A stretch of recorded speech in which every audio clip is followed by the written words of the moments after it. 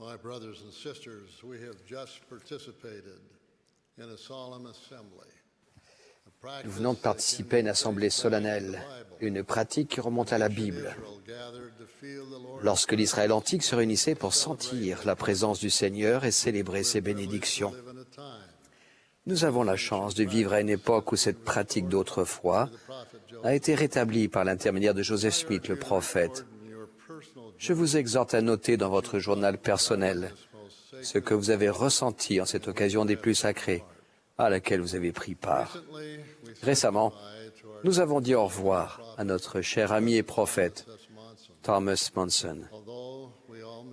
Bien qu'il nous manque à tous, nous sommes profondément reconnaissants au Seigneur d'avoir appelé un nouveau prophète, Russell M. Nelson, pour présider son Église. De manière ordonnée, nous avons maintenant ouvert un nouveau chapitre de l'histoire de l'Église. C'est un cadeau précieux de Dieu. En soutenant le président Nelson à main levée, chacun de nous a témoigné devant Dieu et reconnu qu'il est le successeur légitime du président Monson. En levant la main, nous avons promis d'écouter sa voix lorsqu'il reçoit des instructions du Seigneur. Le Seigneur a dit, « Vous prêterez l'oreille à toutes ces paroles, celles du président de l'Église, et à tous les commandements qu'il vous donnera à mesure qu'il les reçoit. Car vous recevrez sa parole en toute patience et avec une foi absolue, comme si elle sortait de ma propre bouche. Je connais notre nouveau prophète président depuis plus de 60 ans. J'ai servi à ses côtés dans le Collège des 12 pendant 33 ans.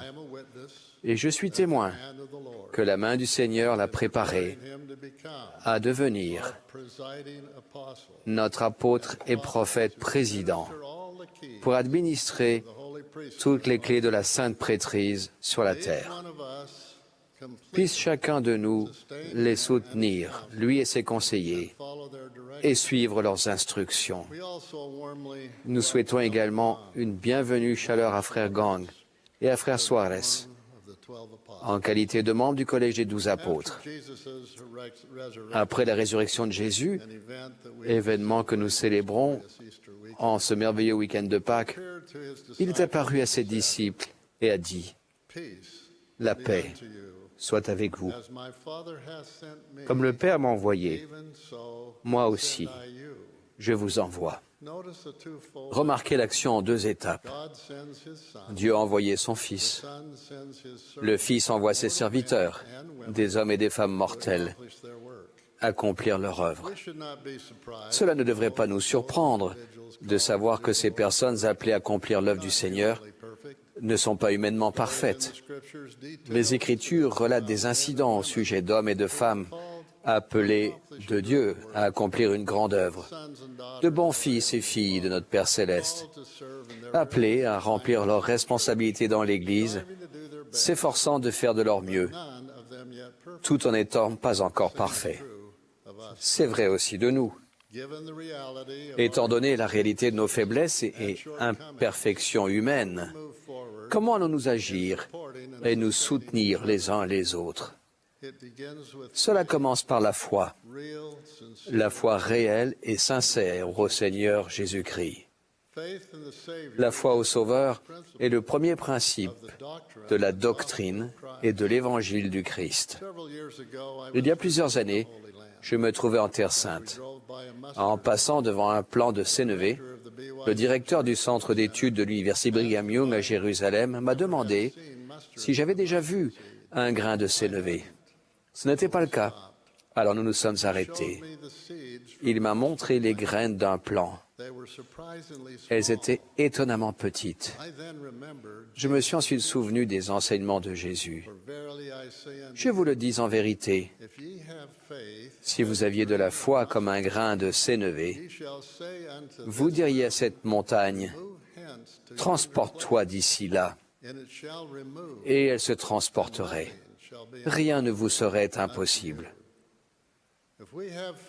Si nous avons une foi aussi petite qu'un grain de sénévé, le Seigneur peut nous aider à déplacer les montagnes de découragement et de doute dans les tâches qui nous attendent lorsque nous servons les enfants de Dieu, dont les membres de notre famille, les membres de l'Église et les personnes qui ne le sont pas encore.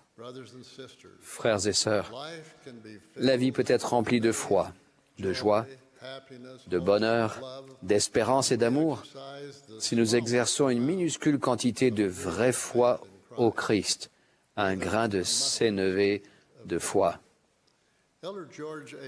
George Albert Smith s'est souvenu de conseils que Joseph Smith, le prophète, lui avait donnés. Il me dit « me décourager, quelles que soient les difficultés qui pourraient m'assaillir. Si j'étais plongé au plus profond d'un puits de la Nouvelle-Écosse et que toutes les montagnes rocheuses étaient empilées au-dessus de moi, je ne devrais pas me décourager, mais persévérer, exercer ma foi et garder courage, et je finirai par sortir en haut de la pile. » Nous devrions nous souvenir de la déclaration de Paul. « Je puis tout par celui qui me fortifie. » Cette connaissance est un autre cadeau précieux de Dieu. Il y en a bien d'autres. J'en cite maintenant certains. Le cadeau du jour du sabbat, de la Sainte Seine, du service, et celui sans égal de notre Sauveur que Dieu nous a offert. Le pouvoir du jour de sabbat est de connaître à l'Église et à la maison le délice, la joie et la chaleur de sentir l'Esprit du Seigneur sans la moindre distraction. Tant de gens se permettent de vivre presque en ligne avec leurs appareils électroniques. Des écrans illuminent leur visage jour et nuit. Des écouteurs dans les oreilles les empêchent d'entendre le murmure doux et léger de l'Esprit. Si nous ne trouvons pas le temps de nous déboucher les oreilles, nous risquons de rater les occasions d'entendre la voix de celui qui a dit « Soyez calmes et sachez que je suis Dieu. » Il n'y a rien de mal à tirer parti des progrès technologiques inspirés par le Seigneur, mais nous devons en faire usage avec sagesse.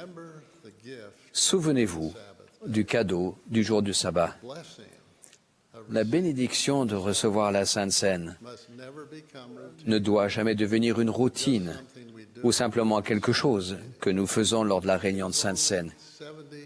Nous n'avons que 70 minutes dans toute la semaine pour faire une pause et trouver plus de paix, de joie et de bonheur.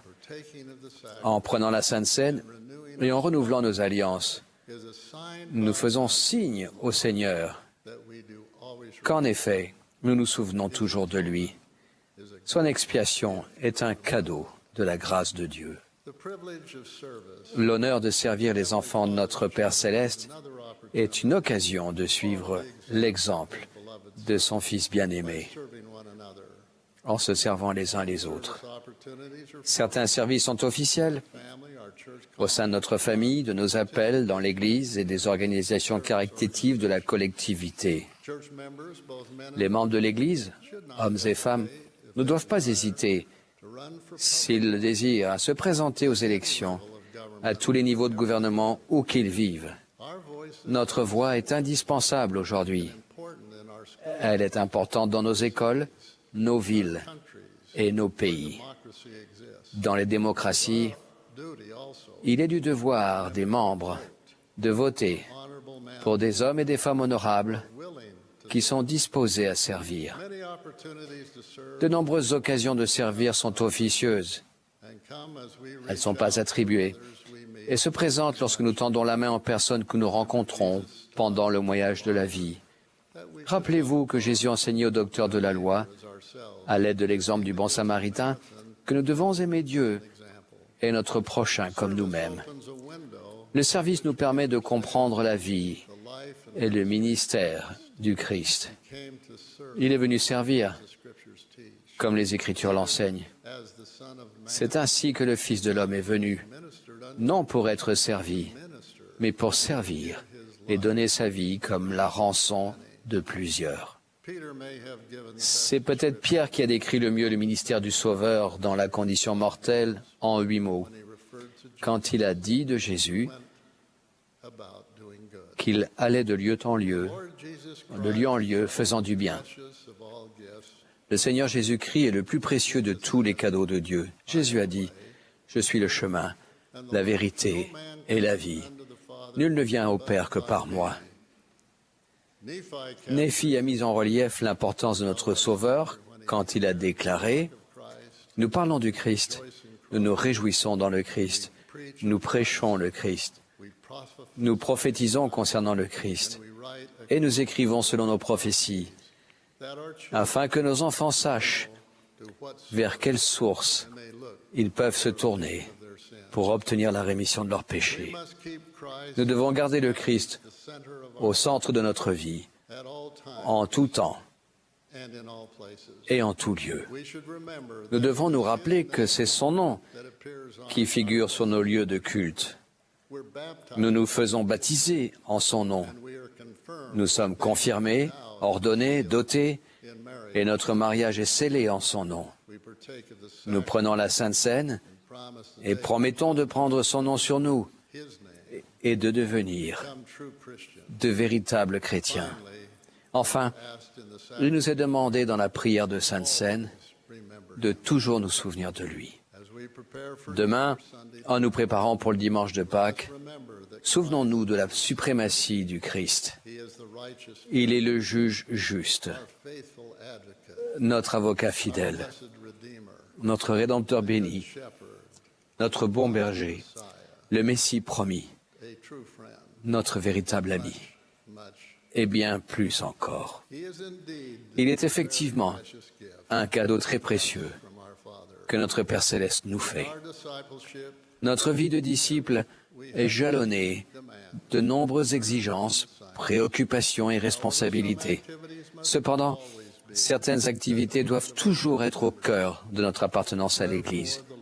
Le Seigneur commande, « Sois donc fidèle, remplis l'office que je t'ai désigné, va au secours des faibles, fortifie les mains languissantes et affermis le genou qui chancelle. » C'est là l'Église en action, c'est là la religion pure, c'est là le véritable sens de l'Évangile, lorsque nous secourons, édifions et affermissons les personnes dans le besoin spirituel et temporel. Pour cela, nous devons leur rendre visite et les aider afin que leur témoignage de foi en notre Père Céleste et en Jésus-Christ et son expiation soit ancré dans leur cœur. Puisse le Seigneur nous aider à chérir notre appartenance à son Église rétablie, à tous ces cadeaux qu'il nous a faits. Je prie pour que nous soyons remplis d'amour pour tous les enfants de notre Père Céleste et que nous voyions leurs besoins et soyons disposés à répondre à leurs questions et à leurs préoccupations au sujet de l'Évangile de manière claire et aimable, afin que la compréhension et l'appréciation mutuelle grandissent. Je témoigne que Jésus-Christ est notre Sauveur. Ce qui va nous être enseigné lors de cette conférence générale nous vient par inspiration d'apôtres et de prophètes, d'autorités générales et de sœurs dirigeantes qui sont des officiers généraux de l'Église. Je prie pour que la joie et la paix du Seigneur demeurent en chacun. Mon humble prière au nom de Jésus-Christ. Amen.